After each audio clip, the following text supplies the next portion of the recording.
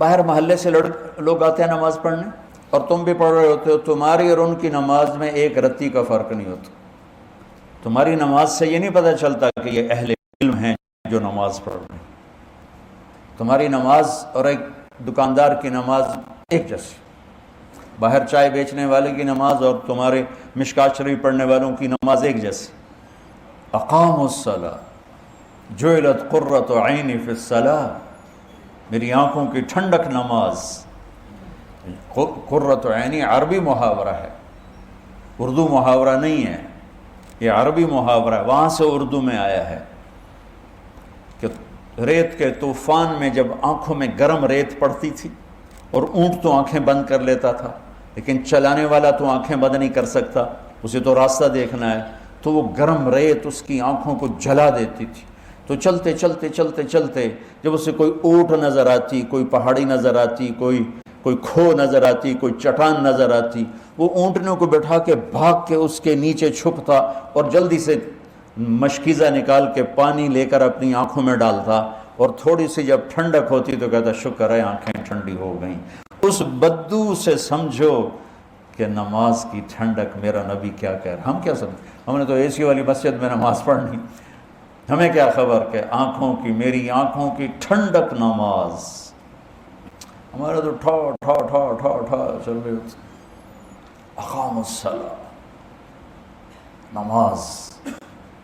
ارحنا بہا یا بلال، بلال مجھے راحت پہنچا، اذان دے، نماز پڑھیں، راحت پہنچا۔ مولانا سعید خان صاحب رحمۃ اللہ علیہ سے کئی دفعہ سنا کہ مولانا الیاس صاحب رحمۃ اللہ علیہ کے ساتھ سفر میں چل چل چل، میوات پہاڑی علاقہ ہے، ہماری ٹانگوں میں سلاخیں پڑ جاتی ہیں اور ہم تھک کے چور ہو جاتے، اور جب ہم مسجد پہنچتے تو جاتے ہی گر کے سو جاتے، اور مولانا الیاس صاحب وضو کر کے نماز میں کھڑے ہو جاتے اور فرماتے تم سو کے آرام لیتے ہو، میں نماز پڑھ کے آرام لیتا ہوں۔ اور میں نے مولانا سعید خان صاحب رحمۃ اللہ علیہ کو خود دیکھا، ان کی وفات سے ایک ہفتہ پہلے وہ غشی میں تھے، اذان ہوئی تو ان کے نواسے نے کان میں کہا الصلاۃ، تو آنکھیں کھول دیں، اٹھ کے بیٹھے، ٹوائلٹ ان کو لے گئے، وضو کیا، میں ساتھ تھا، ویل چیئر پر لے کر ہم مسجد میں آئے، ویل چیئر سے کھڑے ہوئے، اور جب نماز کی ہوئی نا اللہ اکبر، تو میری آنکھوں نے دیکھا وہ یوں ہوئے ایسے، اور اللہ اکبر، 4 رکعت عصر ساری پڑھی، اور اس سلام پھرتے ہی پھر یوں ہوئے، اور جب آ کے لٹایا پھر بے ہوش ہو گئے۔ نماز ایسے پڑھی جیسے ایک نوجوان پڑھتا ہے، اس سے پہلے بھی بے ہوش، اس کے بعد بھی بے ہوش۔ جعلت قرۃ عینی فی الصلاۃ، یہ نماز بنانی پڑتی ہے، پڑھنے سے نماز نہیں بنتی، بنانے سے نماز بنتی ہے۔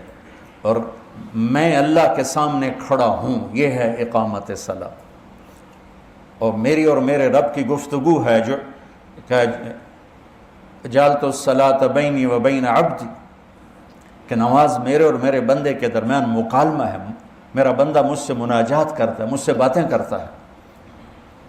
حضرت علی کا فرمان ہے جب میرا دل کرتا ہے میں اللہ سے بات کروں، میں نماز پڑھتا ہوں، اور جب میرا دل کرتا ہے اللہ مجھ سے بات کرے تو میں قرآن پڑھتا ہوں۔ تو شکر ہے ہم نمازی ہیں، یہ بھی بہت بڑی دولت ہے، لیکن اللہ علم والوں میں کیا دیکھنا چاہتا ہے اور امت میں کیا دیکھنا چاہتا ہے کہ نماز ان کی آنکھوں کی ٹھنڈک اور دل کا سکون، سکھ اور چین بن جائے، نماز پڑھ کے ہلکے پھلکے ہو جائیں۔ یہ نماز بنانے سے، نماز کیسے بنتی ہے؟ پہلے باہر محنت کرنی پڑتی ہے، وہ کیا؟ آنکھ غلط نہ دیکھے۔ نماز بنانی ہے تو اس پر پردہ، اس پر پہرا بیٹھاؤ، اور کانوں پہ پہرا بیٹھاؤ، اور زبان پہ پہرا بیٹھاؤ۔